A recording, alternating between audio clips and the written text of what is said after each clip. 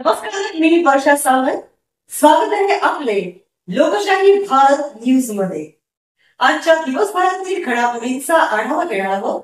चला पाहूया आजच्या ताज्या बातम्या. पनवेल महानगरपालिकेने प्रशासकीय पातळीवर एक महत्त्वपूर्ण ठराव राज्य शासनाकडे पाठवला आहे. या ऐतिहासिक निर्णयामुळे उरण विधानसभा मतदारसंघातील वडघर, उल्वे आणि करंजाडे परिषद गट लवकरच पनवेल महानगरपालिकेत समाविष्ट होणार आहेत. हा केवळ एक कागदोपत्री निर्णय नसून आगामी नवी मुंबई आंतरराष्ट्रीय विमानतळाच्या जवळ असलेल्या या भागांचा समावेश पनवेलच्या विकासाला एक नवी दिशा देणारा मैलाचा दगड ठरणार आहे. यामुळे पनवेल केवळ एक शहर न राहता एक आंतरराष्ट्रीय स्तराचे नागरी केंद्र म्हणून उदयास येईल, जिथे विकासाची आणि प्रगतीची नवी दारे खुली होतील. एप्रिल 2025 मध्ये झालेल्या पालिकेच्या सर्वसाधारण सभेत या ठरावाला मंजुरी देण्यात आली होती. सध्या 110.6 चौकी क्षेत्रफळावर पसरलेल्या पनवेल पालिकेत 2011च्या जनगणनेनुसार 5 लाखांहून अधिक नागरिक राहतात. आता या प्रस्तावामुळे 70.31 चौकी चे अतिरिक्त क्षेत्रफळ आणि 53,203 लोकसंख्या पनवेलच्या विकासाच्या प्रवाहात सामील होणार आहे.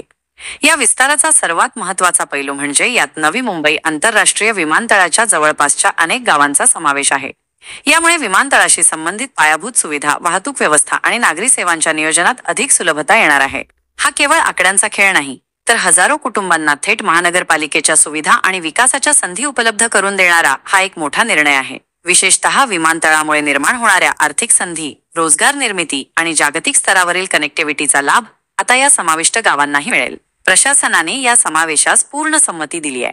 यामुळे प्रशासकीय कामांमध्ये सुलभता येणार असून विकास कामांना अधिक गती मिळेल असा विश्वास प्रशासनाने व्यक्त केला आहे. पनवेलमध्येच असलेली तहसील आणि भूमी अभिलेख कार्यालय या नव्या भागांतील नागरिकांची प्रशासकीय कामे अधिक सोयीस्कर करतील. तसेच हे परिसर नवी मुंबई पोलीस आयुक्तालयाच्या अखत्यारीत येत असल्याने कायदा आणि सुव्यवस्थेचे एकत्रीकरण अधिक प्रभावी होईल. भौगोलिकदृष्ट्या पनवेलला जोडलेली ही गावे चांगल्या रस्ते मार्गाने शहराशी संलग्न असल्याने हा विस्तार नैसर्गिक आणि व्यावहारिकदृष्ट्या योग्य मानला जात आहे. विमानतळामुळे वाढणाऱ्या लोकसंख्येला आणि व्यावसायिक गरजांना सामोरे जाण्यासाठी हे एकत्रीकरण अत्यंत महत्त्वाचे ठरणार आहे.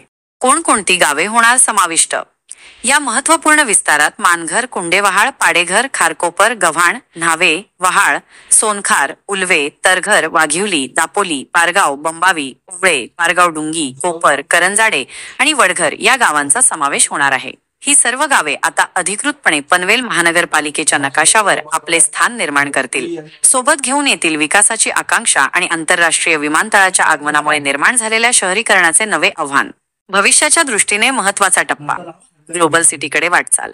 उरणचे आमदार महेश बालदी यांच्या विशेष आग्रहास्तव तयार करण्यात आलेला हा प्रस्ताव पनवेल आणि परिसराच्या भविष्यासाठी अत्यंत महत्त्वाचा मानला जात आहे.